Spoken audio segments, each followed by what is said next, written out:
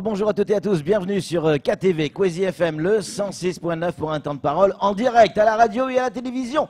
Vous le savez, vendredi, c'est l'événement sur Mayotte. Botti, ça sera le 9 mars au gymnase de Cavani. On va en parler aujourd'hui, on va également en parler vendredi, mais aujourd'hui, on a la chance d'avoir avec nous sur le plateau quelqu'un qu'on connaît bien sur Kwezi et on l'aime beaucoup. C'est Thomas Raymond qui est avec nous. Thomas, bonjour. Bonjour. On rappelle, hein, vous êtes le directeur de Botti France. Voilà, tout et à on fait. a avec nous également G1. Alors, G1 ne parle pas français, donc on va essayer de parler en anglais. G1, good morning.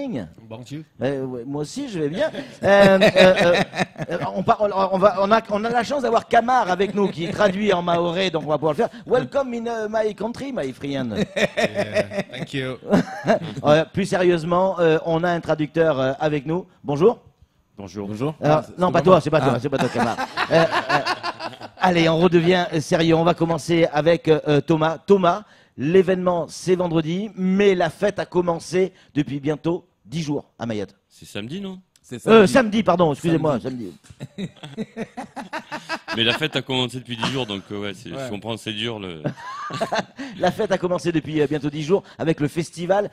Ça prend de l'ampleur tous les ans, ça gonfle. Eh ben ouais, mais moi, alors, j'ai pas eu la chance d'être là au début, mais bon, j'ai suivi via les réseaux sociaux, j'ai suivi un peu, j'avais la programmation déjà depuis un moment, donc c'est vrai que, en plus cette année, là, il y a vraiment une charte festival qui a été mis en place. Donc le contenu, c'est vrai, comme tu dis, il évolue chaque année. Il y a de plus en plus de surprises. Il y a nos amis thaïlandais qui sont là, qui ont fait un battle exhibition samedi soir. Il y a des spectacles, de plus en plus de spectacles de Mayotte en plus. Donc ça, c'est super intéressant. Et puis effectivement, chaque année, ça circule de partout. Ça prend de l'ampleur. Hier encore, il y avait les spectacles qui étaient en mode théâtre. C'est vrai. Sur Tingoni. Donc, mais toi, ton regard de directeur de Botti France, quand tu regardes la manière dont Botti Mayotte se développe, ça te fait quoi? Eh ben, je me dis qu'on a fait des petits et que c'est super, quoi, que ils ont pris ça à bras le corps, que vraiment, enfin, par rapport moi à la conception qu'on en a justement et ce qu'on a pu essayer de faire en France. Je dirais que même des fois ils nous ont dépassé parce que nous même sur le Botti France on n'a pas toutes ces soirées théâtre, on l'a sur l'international un peu plus. Bien sûr. Mais non, puis le boulot, ce qui est intéressant justement, c'est que c'est ouvert, il y a du cirque, il n'y a pas que du break non plus et que du hip-hop. Bien sûr.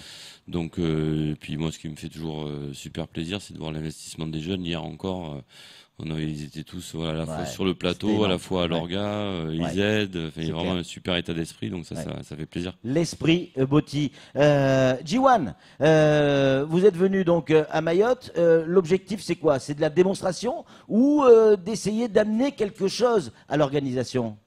Traduction. เขาถามว่ามาที่มายอทครั้งนี้ Voilà. คือมาโชว์หรือว่ามาแชร์ประสบการณ์หรือว่ามาให้อะไรครับประเทศที่นี่ It's really good chance for us to come to Mayotte because like the crew, Andaman crew, it's like a first time here in Mayotte because we just don't know this country, you know, like we know France, we've been there, but when I say to them like Mayotte, they're just like, ooh, what's that? And it's like, it's really good plan. We like on the second we have shows and also we have an exhibition battle with the local. It's really good like exchange, and I think the plan like 1 week like. Okay. like you have activity every day, like we can exchange with the local. It's really good and good for them too. Traduction. Parce que j'ai compris, il a fait ouh. Ça, je sais le dire. Traduction. Donc pour la Thaïlande, c'est aussi découvrir un nouveau monde. Pour nous, on a connu donc la France avec le Battle of the Year international. Et pour nous, Mayotte, c'est quelque chose de nouveau. Quand il a annoncé au crew qu'on allait partir à Mayotte. Oui, parce qu'il est à la tête d'un crew aussi qui s'appelle Andreman. Comment il s'appelle? Andaman, oui. Et donc pour nous, quand on est arrivé, on a eu l'occasion de faire une chorégraphie et aussi un battle exhibition. Donc ça nous a permis aussi de faire une sorte d'échange de culture avec les danseurs ici.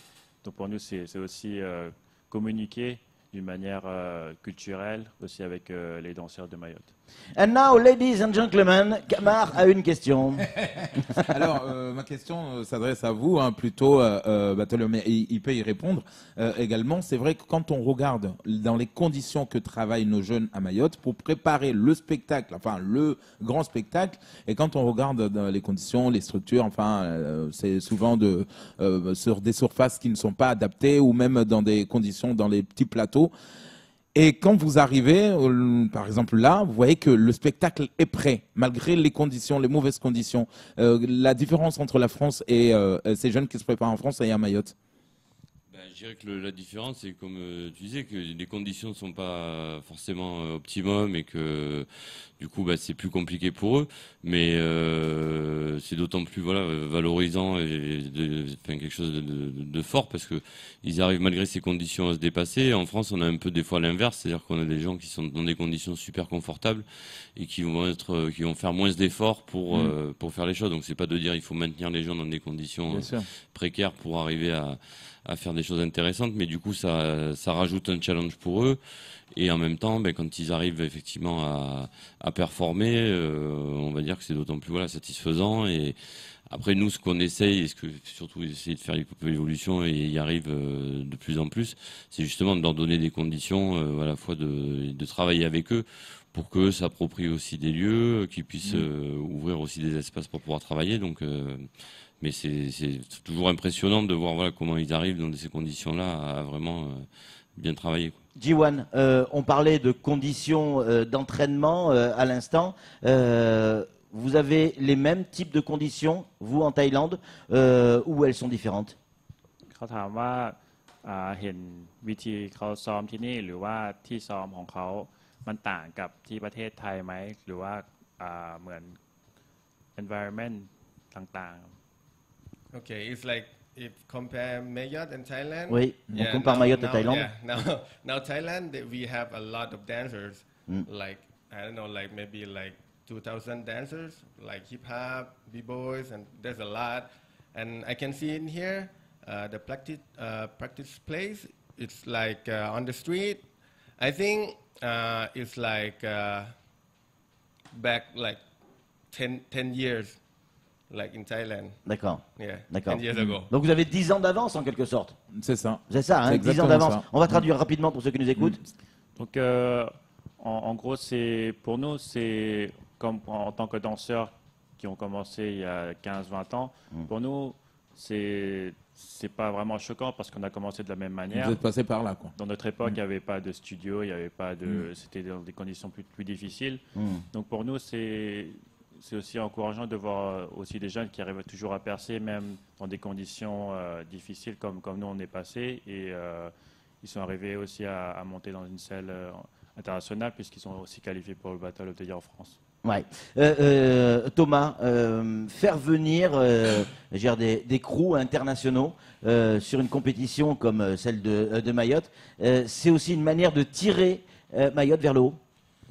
C'est du coup toujours dans cette notion de pouvoir apporter aux danseurs d'ici des crews qui sont de qualité, comme il disait, avec qui ils vont pouvoir échanger. Et justement sur la semaine, ça crée des liens. Ouais. C'est aussi l'idée on discutait avec Sophie, c'est qu'aussi ça puisse perdurer, que ça soit pas qu'un one shot. Donc c'est à nous de se poser, de voir avec eux comment on va pouvoir continuer la relation. Et c'est aussi une opportunité pour les crews qui participent au Battle International de venir en France, mais en même temps après d'avoir des possibilités d'aller sur d'autres territoires, d'autres départements français. Et je trouve que ça c'est une super initiative parce que ça s'était jamais fait quelque part. Les crews gagnants étaient invités, mais là c'est une autre relation et nous c'est un peu ce qu'on essaie de développer sur le Battle International, justement de pas être juste, on va dire, comme un événement d'un jour où les gens montent sur scène et puis partent, mais plutôt quelque chose où on installe une relation, on essaie de faire des choses sur le long terme et qui correspond pour nous plus à un état d'esprit hip-hop. Donc ce qu'on fait avec les partenaires ultramarins, quand ils viennent à Montpellier une semaine chaque année, bon, on vient nous pas encore avec des crews, mais on va essayer. J'espère que ça dans l'avenir on pourra le faire. Et c'est un peu cet esprit-là qui permet voilà de garder cet esprit hip-hop aussi qui est important. G1, vous êtes du haut niveau, du très haut niveau. On parle évidemment d'international. Quel est votre regard sur le fait que le breakdance, donc le hip-hop en quelque sorte, va devenir une discipline olympique? Est-ce que c'est une bonne chose selon vous? ถามในมุมมองของพี่ในฐานะที่เราไปยืนจุด international มาแล้วรู้สึกยังไงกับการที่ B-boy จะได้ไปอยู่ในโอลิมปิกครั้งนี้ I think it's really good about Olympic because people have more chance. I mean, the dancers is like, okay, let's say we're from the street, but the raw jam, the raw event is still there. But Olympic is make like more to people, and also like everybody can get benefits from that. Like OG can get the job for judge. The dancer maybe get like salary. I don't know. So maybe it's like, for me, it's really good for the scene. Traduction. Donc pour G1, ça va beaucoup apporter à la scène, b-boying en général. Même si y a des gens qui sont contre, ils veulent plutôt préserver la culture niveau mode underground, ça va pas vraiment affecter la scène parce que en fait ça va s'ouvrir à un plus gros public, ça va apporter beaucoup d'opportunités même pour les anciens, donc en mode jury, ou pour les danseurs ça peut être opportunité pour même pour avoir un meilleur revenu aussi. Donc c'est une très bonne initiative. Allez, on va tester un truc, G1. Vous allez nous dire en thaïlandais, tous rendez-vous le 9 mars au gymnase de Cavani, et je vais essayer de le répéter. ให้พี่สอนพูดภาษาไทยว่าเจอกันวันที่ 9อยู่ที่Cavani Gym Battle of the Year นี่ Allez, en thaïlandais, je vais essayer de le répéter. เจอกัน Senkan. เจอกัน Selkan. วันที่ 9 Wantikao. ที่ไหน C'est tout? Gym Cavani ที่จิม Cavani. Jim Cavani. C'est bon? Ouais, allez, rendez-vous le 9. Rendez-vous le 9 avec Edison Cavani. Allez, on va se retrouver. De toute manière, on se retrouve vendredi. On va en parler une dernière fois. Ça sera la journée de la femme. On va recevoir du joli monde et des jolies filles. Et on va parler de Botti forcément vendredi. Et samedi 9 mars, à partir de 18h30 au gymnase de Cavani. On y sera tous. Et ça sera également en direct sur KTV. Allez, c'est tout pour ce temps de parole. Tout de suite, la suite de nos programmes.